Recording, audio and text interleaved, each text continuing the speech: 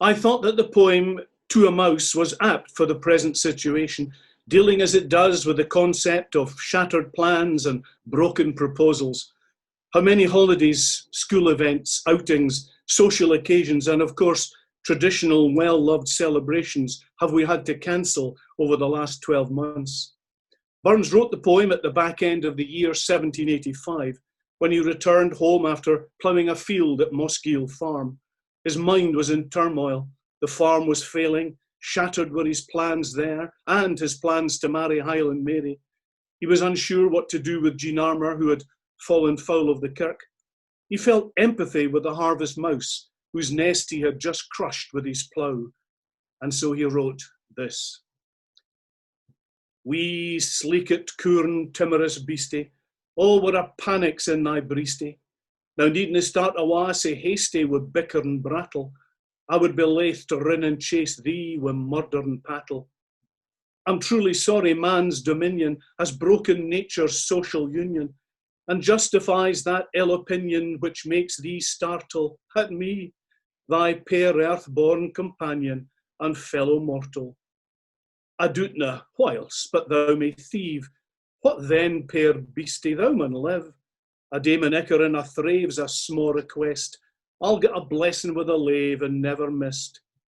Thy wee bit hoosey tay and ruin, its silly was the winds are strewing, and Nathan knew to big a new ane o' fogage green, and bleak December's winds ensuing, baith snell and keen.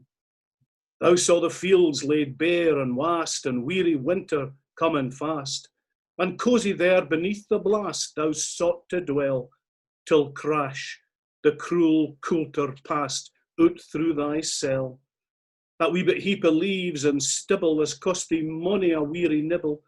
Now thou's turned out for all thy trouble, but, house or hald, to thole the winter's sleety dribble, and Cranrich called. But Mousey, thou art no thy lane, and proven foresight may be vain. The best laid schemes o' mice and men gang after gley, and leave us naught but grief and pain for promised joy. Still, thou art blessed compared wi' me. The present only touches thee, but ocht backward cast my ee on prospects drear, and forward, though I canna see, I guess and fear.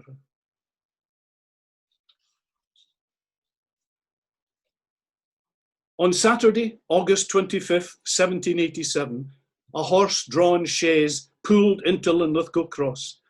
Aboard were two men, beginning a grand tour which would eventually take them to Inverness, Fochabers, Banff, and then back by Aberdeen, Stonehaven, Montrose and Perth, before completing the circle back to Edinburgh.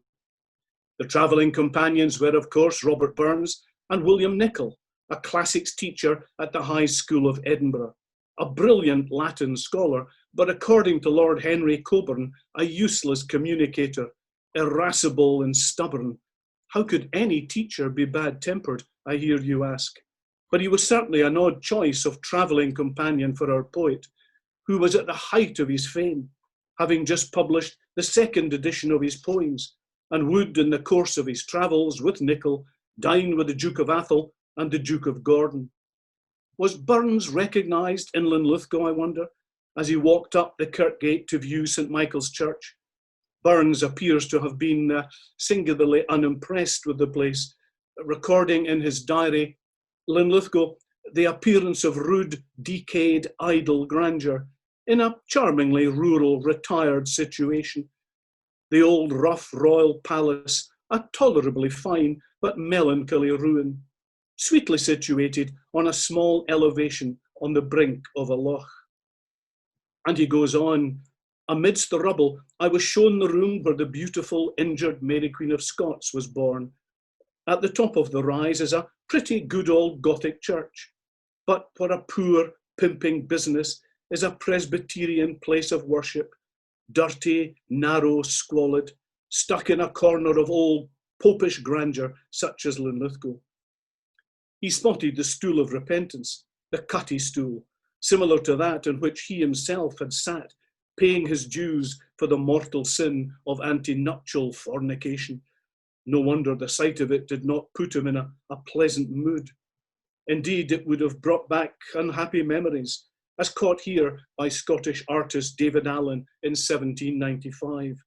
Burns in the dock, the weeping pregnant girl in the foreground beside her scowling mother.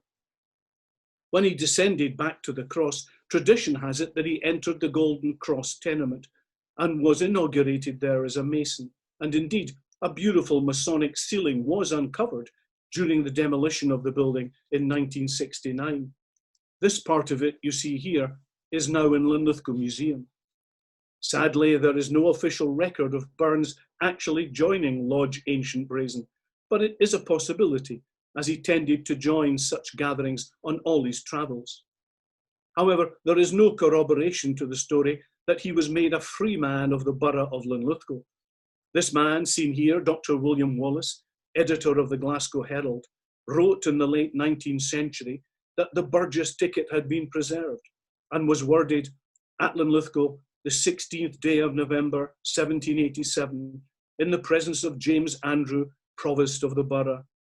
Sadly, there is no record of Burns signing such a Burgess roll, and the alleged date off the ticket is puzzling in that there is no evidence to show that Burns was in Linlithgow on that day. This is actually the Burgess roll creating Burns as a free man of Dumfries. However, what is certain is that Burns was in Linlithgow in August 1787, and after visiting the town, he travelled west along the High Street and through the West Port and into Linlithgow Bridge, admiring perhaps the rustic charm of the village and the quaint red pan-tiled roofs of the workers' cottages. His main purpose, however, was to visit the calico printing establishment being operated by his old drinking crony, James Smith. The place later, as you see, became a paper mill. Together with two others, James Smith and Burns had founded in their younger hell-raising days in Ayrshire the Court of Equity, a secret bachelors' association, whose members met in Mauchline to discuss village scandals. For one meeting, Burns had written a scurrilous mock epitaph for his friend. Lamentum Mauchline husbands awe, he often did assist ye, for had ye stayed hale weeks awa, your wives they ne'er hae missed ye. Ye Mauchline bairns, as on ye press to school in bands together, O tread ye lightly on his grace, perhaps he was your fither. Before he left, Burns ordered a calico dress and shawl for his wife Jean, the woman he had just married, Smith being the very first to know of that marriage when Burns sent him a letter confirming the fact. Smith initially ran a draper's shop in Mauchline, but later went into partnership with a Linlithgow calico printer and set up business on the banks of the River Avon. Burns was shown round the works, which at its height employed around 200 people, and he enjoyed catching up with his long-time friend, one to whom he continued to write until the last year of his life. On his return to Ayrshire, Burns wrote his epistle to James Smith, in which appear the lines that reveal Burns's close friendship with him. Content with you to mak a pair where'er I gang. When the Linlithgow Bridge establishment failed, Smith upped sticks and did what Burns had at one time planned to do, but never did, emigrate to Jamaica, where Smith died in 1823. Burns himself died only 9 years after his Linlithgow visit. One verse in his epistle to James Smith, this is the original manuscript, reads, I'll wander on with tentless heed, how never halting moments speed, till fate shall snap the brittle thread, then, all unknown, I'll lay me with the inglorious dead, forgot and gone. How wrong he was. He is certainly not forgotten, nor is his visit to Linlithgow, where we remember him still, especially at this time of year, even in the midst of a pandemic. Our national bard lives on in his verse and song and in our hearts. Robert Burns. God shall rise and fall this morning on the dawn, but brightly beam of an and all. the star o'er the barns. Though he was but a Bowman lad, and wore the hood and grey, oh, Scotland sweet as part were bred, and eat a roof o' stray. They sweep the strength of Scotia's lyre, it needs a glassy glow. It's smothers with an ancient fire that warms the bosom's core. Let kings and courtiers rise and fall, this one has money cards, but rightly beats a burn them all. The star o'er the barns, on flames and blades and rage and strife, his name is foremost now. And when he's a cock released in fight, the grace is on his brow. And Scotland's heart will expand with joy whene'er the day returns. The grave, the world is precious boy, immortal Robbie Barnes. Let kings and courtiers rise and fall, this world has money done, but bravely been among them all. The star o'er Robbie Barnes.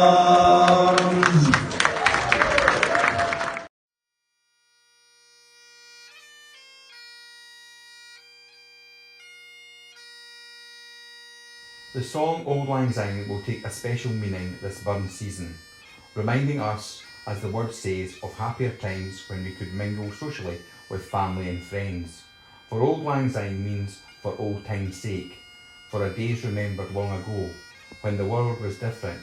How apt it is that for this time that we are living through now. Robert Burns was the first to admit that he should not take all the credit for this Auld Lang Syne. The tune it was indeed well known, and the first verse is similar to one written over 70 years before Burns submitted it to the printer. But what Burns did was alter the first verse and add 4 more, using words that reminded him of past spent happy days paddling in the burns, running across the hillsides and picking daisies. But as the song continues, things have moved on, the world has changed, but we will remember them and move on ourselves. The song is universal, sung all over the world to bring a conclusion of special events. Midnight on Hogmanay, the close of a social occasion, the end of the Burn Supper, the finale on March's Day. Let's hope it won't be long before we can clasp our hands and sing in friendship and fraternity once again.